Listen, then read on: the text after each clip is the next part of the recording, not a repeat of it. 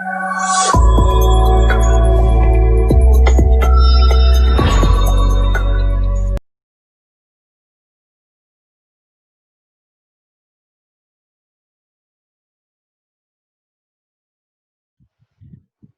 and welcome to Nirmal, ladies and gentlemen. I'm Hirodadia. We have with us Riya Singh once again, technical analyst, currencies joining in. Riya, very good morning.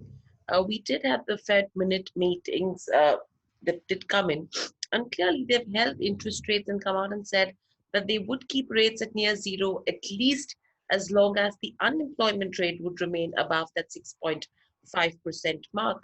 Now, with this, if you see in terms of where the dollar index goes, there was a point in time when the dollar index did see levels below 96. However, we settled at those levels of around 96.034. Taking these kind of numbers into consideration, what's the sense that you're picking up with regards to the move that we could see on the dollar index from here on? Yes, good morning, Neeraj. So, if you look at the statement that was made yesterday at the FOMC meet, rightly the interest rate was kept at zero, Hmm. and they have said that they will maintain the same till 2022. Now, if you look at this, this is the first projection, the first economic projection that the Fed has come out since the pandemic, happened in the US economy and around the globe. So this was a very, very different statement as compared with the last FOMC statement that came in. Also, if you look at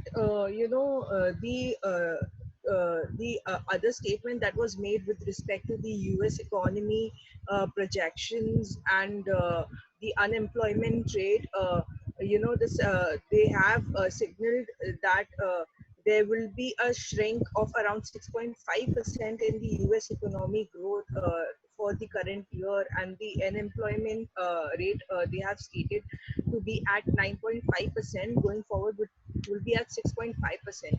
So these statement duly reflected in the dollar index at the time where it went beyond 96. And even if you look at the positive at the the US domestic market, it did gave something in red. So the taking into consideration everything and the statement that is that was made in the FOMC in the conference, I think it will be a long road for the US economy to recover, but the Fed has said that it will support the same. So I think going forward, there will be some weakness in the greenback, which could lead a dollar index towards 90, 95, 95.50, 95.40 levels. Hmm. So yeah, and with the unemployment rate at 9.3%, if you look at the prediction that was made in the December, we were predicting US economy to grow by 2% and employment rate to be at 3.5%. But obviously those numbers were thrown off due to the pandemic situation. So this major difference will be reflected into the strength of the greenback as well. And I think going forward there will be some more correction that we could witness into the dollar index as well. Okay. So overall, with this, what's the kind of impact are we expecting, especially in terms of where the Indian rupee is concerned? See, Indian rupee right now is facing a very consolidated momentum. If you, it is not just the month of, June. It has been into that phase since May. And the reason behind this is the various factors which is right now affecting the rupee momentum. It was not quite a simple phase where we were just looking at the crude oil prices and the dollar strength, and just these two factors at a very simpler time that we have seen in the past. Hmm. Right now there are various factors that is affecting, and we are seeing because of you know working of those factors, the consolidation phase. There is a positivity that is coming from the domestic market, or the FII inflows, which for a surprise have become a net seller in the latest numbers. But I think taking into consideration the overall because and the point that we can see some weakness into the greenback, I think we can definitely expect a rupee to be around 75 levels maximum. I think that will be the maximum downside that we can see into the rupee because of the Hmm. latest trend that we are seeing. I don't think so it will break off the 75 levels, because it is showing quite a support at Hmm. that level. So I think if there is any turnaround that will come into the rupee, will be from that. So I think we can remain a sell off from the higher highs, but a 75 will be a good level to go long into the rupee. Right. And with this, we are seeing some positive moves, Ria, coming in with regards to where the Euro USD pair goes. What do you sense on that front? See, euro is gaining not only on the back of the weakening of the dollar, but also from the various fiscal policy that is, fiscal stimulus actually that is introduced by the ECB.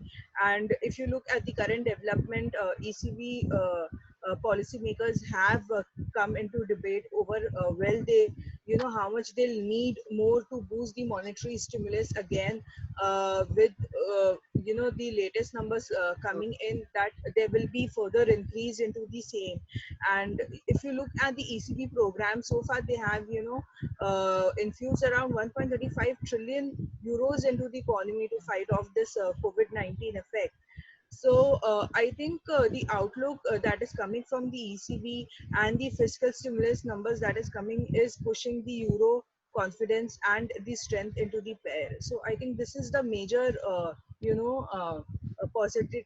positivity that we are seeing into the pair. Also, if you look for the demand of the dollar from the overseas banks, it has slumped quite a bit. So, there has been almost $100 billion of the 84-day Fed swap agreements that have been conducted by the ECB, Bank of Japan, and even from the Bank of England. So, eight banks took around 480 million dollars at the ECB 3-month, dollar swap. So, I think the slumping demand for the dollar is also somewhere affecting into the gain of the other major currencies, such as euro, pound, that we are seeing right now. Right. So, what are the kind of strategies that you would want to recommend, Ria, today? I think one should be cautious with respect to the USD INR today, because even yesterday, if you see, it has not given much of a momentum. Let us just look at the chart of yesterday's session. Uh,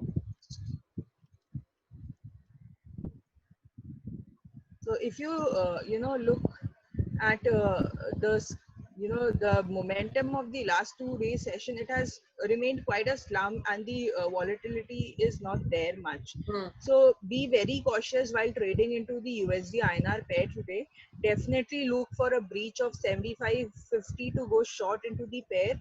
Whereas any momentum above 75.75 Hmm. can lead the pair to test 75.95 into the coming sessions.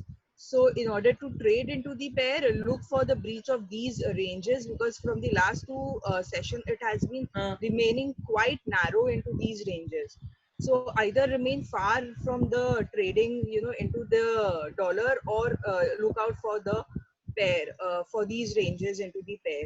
The next, obviously, the next will be going long into the JPY. We are seeing quite a good momentum into the yen INR. So I think going long to into the JPY INR will be a good strategy. Go for target of 75, 70.75 above 70.50 levels. If the pair opens on a green note and reaches 70.50, go for a long into the pair. I think it can definitely test 70.68 into the coming sessions, hmm.